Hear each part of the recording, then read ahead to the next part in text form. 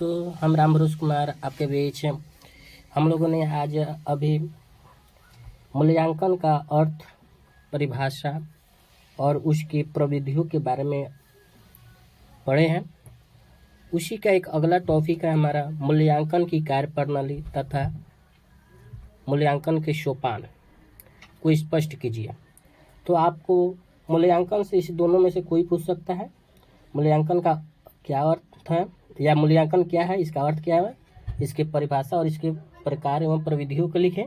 या आपको पूछ सकता है कि मूल्यांकन की कार्यप्रणाली तथा उसके सोपान को लिखें। तो ये भी पूछेगा तो हम लोग उसी से पढ़ेंगे, वहाँ पर भी अर्थ परिभाषा इसमें भी लिखेंगे और इसको लिखेंगे। ये स्टार्ट करते हैं। मूल्यांकन का जो कार्यप्रणाली है उसके बारे में हम लोग जानते हैं कि मूल्यांकन का क्या कार्यप्रणाली है। मूल्यांकन की प्रक्रिया पूर्ण रूप से मनोवैज्ञानिक है। मूल्यांकन के द्वारा बालक को अपने साफल्य के मात्रा में सफलता मिलती है।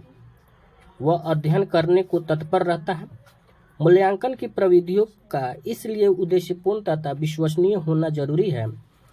मूल्यांकन के द्वारा बालक के समग्र व्यक्तित्व की प्रगति के बारे में भविष्यवाणी की जा सकती है। मूल्यांकन के लिए जो भी विधि अपनाई जाए वह पूर्ण रूप से स्पष्ट होनी चाहिए। उसका आधार मापन की क्रिया होनी चाहिए। इसी कारण पहले से मूल्यांकन के लिए उचित मानदंड का निर्धारण कर लेना चाहिए। अगर ऐसा नहीं किया जाता है तो मूल्यांकन असंभव है। मूल्यांकन हेतु निम्न सोपानों का प्रयोग किया जाना चाहिए। तो मूल्यांकन हेतु जो सोपान है उसमें पहला क्या है, शैक्षिक उद्देश्य का निर्धारण। मूल्यांकन का जो पहला सोपान है वह है शैक्षिक उद्देश्य का निर्धारण। सबसे पहले शिक्षा का समान उद्देश्य निश्चित कर लेना चाहिए कि शिक्षा का क्या समान उद्देश्य है। उसके बाद मूल्यांकन हेतु विषय वस्तु से संबंधित इस उद्देश्य का निर्धारण करना चाहिए जिसका मूल्यांकन करना है।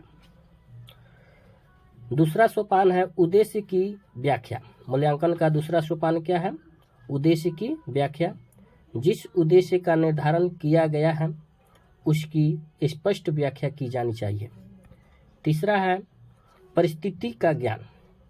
छात्रों को ऐसी परिस्थिति में रखा जाना चाहिए जहां से वांछित व्यवहार को प्रदर्शित कर सके, अर्थात यह परिस्थिति इस तरह होनी चाहिए कि जो व्यवहार को अभिव्यक्ति में मदद कर सके। इस तरह परिस्थिति का ज्ञान मूल्यांकन हेतु अत्यंत जरूरी है। चौथा है हमारा मूल्यांकन की प्रविधियों का चयन।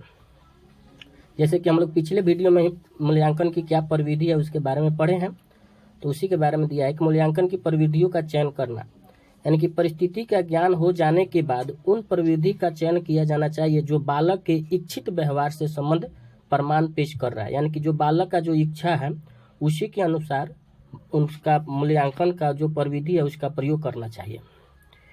मूल्यांकन प्रविधि का निर्माण। कभी कभी यह जानने के लिए कि बालक में क्या व्यवहारिक परिवर्तन आए हैं, मूल्यांकन की कुछ प्रविधियों की रचना करनी पड़ती है।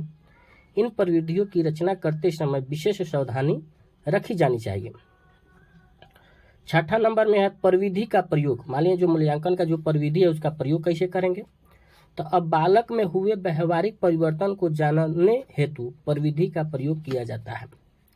बालक में हुए व्यवहारिक परिवर्तनों को जानने हेतु प्रविधि का प्रयोग किया जाता है। 7 नंबर में है प्रदत्तों की प्राप्ति। ये सब हम लोग मूल्यांकन के जो सोपान है, मूल्यांकन की कार्यप्रणाली है, उसी के बारे में पढ़ रहे हैं। तो 7वां नंबर में है प्रदत्तों की प्राप्ति। पूर्ण अवस्था में कितना परिवर्तन हुआ है उसका मापन करके एकत्रीकरण करना एवं सूची प्रारूप में व्यवस्थित करना। 8 नंबर में है प्रदत्तों का विश्लेषण। प्राप्त आंकड़ों का विश्लेषण किया जाए तथा यह निष्कर्ष निकाला जाए कि प्रगति किसके कारण तथा कितनी मात्रा में हुई, अर्थात कुछ प्रमाण एकत्रित करने हैं। प्राप्त साक्ष्यों का विवेचन। जब प्रविधि का प्रयोग किया जाता है तथा साक्ष्य को अभिलेख में दर्ज कर लिया जाता है तो उनका विवेचन करना भी जरूरी होता है। 10 नंबर में है निष्कर्ष निकालना। मूल्यांकन की प्रक्रिया में कुछ विशेष बातों की तरफ विशेष ध्यान दिया जाना चाहिए। मूल्यांकन की प्रक्रिया में कुछ विशेष बातों की तरफ विशेष ध्यान दिया जाना चाहिए। ये बातें निम्न है। पहला है, परीक्षण की संभाव्य उत्तम तथा निम्नतम प्राप्तांक क्या है। दूसरा है, कक्षा में उच्चतम तथा निम्नतम प्राप्तांक क्या है। तीसरा है, कक्षा का औसत प्राप्तांक क्या है। चौथा है, कक्षा में विशिष्ट छात्र की क्या स्थिति है। पांचवा है, क्या किसी छात्र ने अपनी योग्यता का सर्वोत्तम स्थान प्राप्त कर लिया है। तो निष्कर्ष निकालना इस सब पांचों क्रियाओं पर आधारित होता है। मूल्यांकन की प्रक्रिया में आत्मविवेचना भी अत्यंत जरूरी है। इसी कारण शिक्षक का यह कर्तव्य है कि वह छात्रों की मूल्यांकन संबंधी समझ सूचनाओं में अवगत कराए। मूल्यांकन की प्रक्रिया छात्रों को श्रेष्ठ कार्य की प्रेरणा देती है। 11 नंबर में है भविष्यवाणी। भविष्यवाणी होता है, अगर एक विषय का मूल्यांकन किया जा चुका है तो उसी समस्या से संबंधित अन्य पहलुओं का भी इसी आधार पर मूल्यांकन किया जा सकता है तथा कारणों का पता लगाया जा सकता है। किसी छात्र के विषय में भी भविष्यवाणी की जा सकती है। किसी विस्तृत समस्या का भी समाधान किया जा सकता है। अतः मूल्यांकन का क्षेत्र विस्तृत है।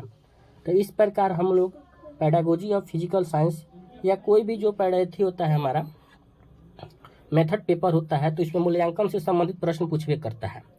तो ये हमारा यूनिट 3 का क्वेश्चन था।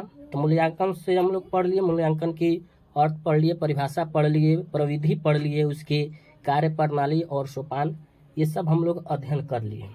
तो मूल्यांकन से कोई भी क्वेश्चन आएगा तो ये दोनों वीडियो से मिला के हम लोग लिख सकते हैं। अंत में जय हिंद।